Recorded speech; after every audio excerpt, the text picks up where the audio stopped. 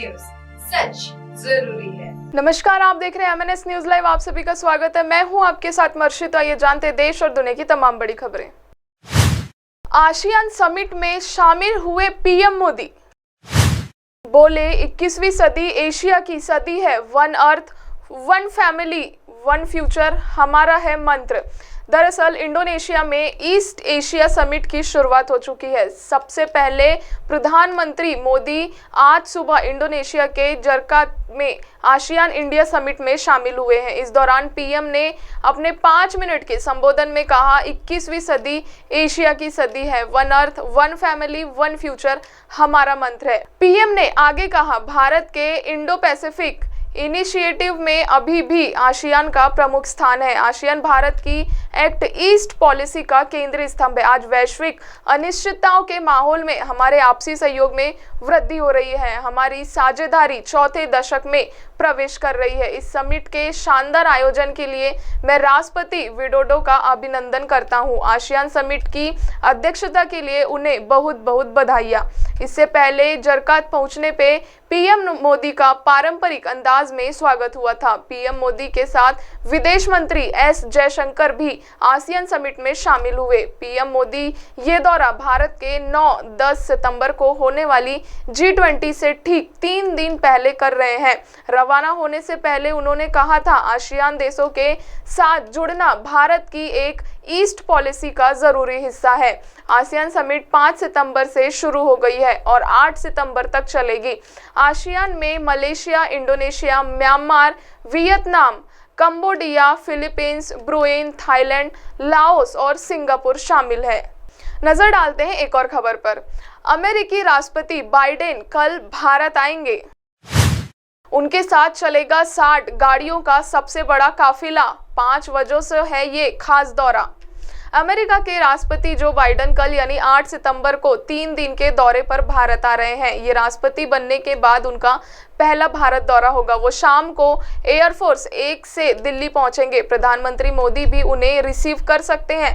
8 सितंबर को Biden PM Modi के साथ द्विपक्षीय बैठक भी करेंगे। पहला व्हाइट हाउस ने बताया कि वो 7 सितंबर से दिल्ली के दौरे पर रहेंगे। अब व्हाइट हाउस ने प्रेस रिलीज जारी कर बताया है कि वो अमेरिका से जर्मनी के सैम्पटीन शहर जाएंगे, वहां से भारत आएंगे। इसके बाद 9 से 10 सितंबर को वो G20 शिखर सम्मेलन में शामिल होंगे।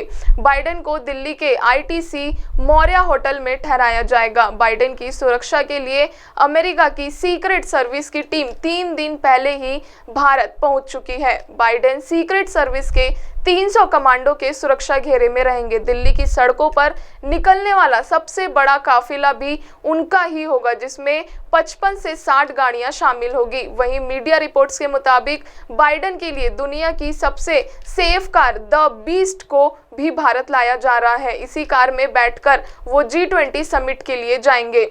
एक समय पाकिस्तान का सपोर्ट रहा अमेरिका पिछले साल कुछ समय से लगातार भारत को अपना दोस्त बता रहा है। वहीं भारत भी अमेरिका के साथ स्ट्रेटेजिक पार्टनरशिप बढ़ाने को फोकस कर रहा है। भारत में अमेरिकी राष्ट्रपति बाइडेन का शेड्यूल 8 सितंबर प्रधानमंत्री नरेंद्र मोदी के साथ बायलैटरल मीटिंग करेंगे। 9 सितंबर G20 लीडर समिट के पहले हिस्से वन अर्थ और फिर दूसरे हिस्से वन फैमिली में शामिल होंगे। 10 सितंबर राजघाट पर महात्मा गांधी की समाधि पर पुष्प अर्पित करेंगे। इसके बाद वो वियतनाम के लिए रवाना हो जाएंगे। रुक करते हैं एक और खबर का। G20 में क्यों नहीं आ रहे हैं पुतिन? गिरफ्तारी का डर, जान का खतरा या कोई और है वजह? जानिए पूरी कहानी।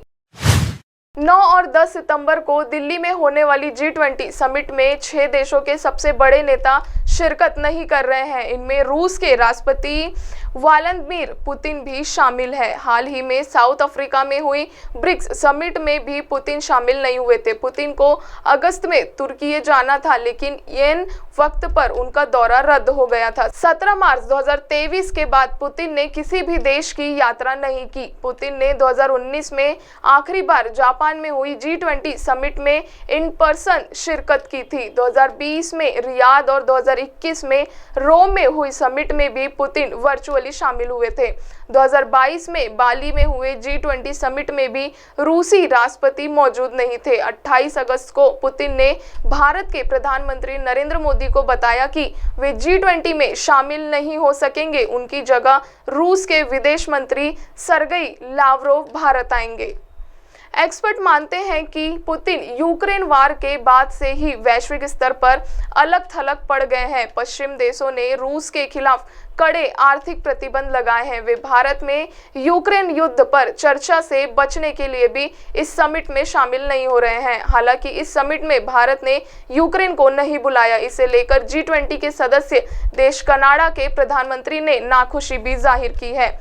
विदेश मामलों के जानकार और JNU में प्रोफेसर राजन कुमार बताते हैं कि यूक्रेन वॉर की वजह से पुतिन चौतरफा घिरे हुए हैं। पश्चिमी देश उनका लगातार विरोध कर रहे हैं। ऐसे में वे पश्चिमी देशों के नेताओं के साथ मंच पर साझा करने से बच रहे हैं। पुतिन को आशंका है कि वे भारत आते हैं तो G20 समिट में उनका विरोध होगा, बहिष्कार होगा। सच तो यह है कि पश्चिमी देशों के विरोध की वजह से भारत भी पुतिन को आने के लिए फोर्स नहीं करना चाहता। भारत को भी आशंका है कि पुतिन की वजह से दूसरे देश में आने से इनकार ना कर दे। हालांकि पुतिन के प्रेस सचिव दिमित्र पेस्कोव का कहना है कि पुतिन का ध्यान अभी भी यूक्रेन में सैन्य ऑपरेशंस पर है, इसलिए वे दिल्ली नहीं जा रहे हैं। अब आप हमारे चैनल को आपके मोबाइल पर भी देख सकते हैं। मोबाइल में देखने के लिए प्ले स्टोर से MNS news TV app download करें। इंस्टा, ट्विटर, फेसबुक और अन्य सोशल मीडिया प्लेटफॉर्म पर हमारा चैनल उपलब्ध है। आप हमारे चैनल को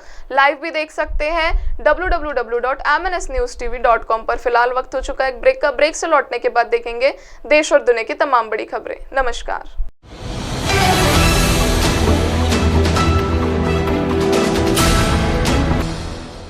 ये है MNS न्यूज नेटवर्क और आप देख रहे हैं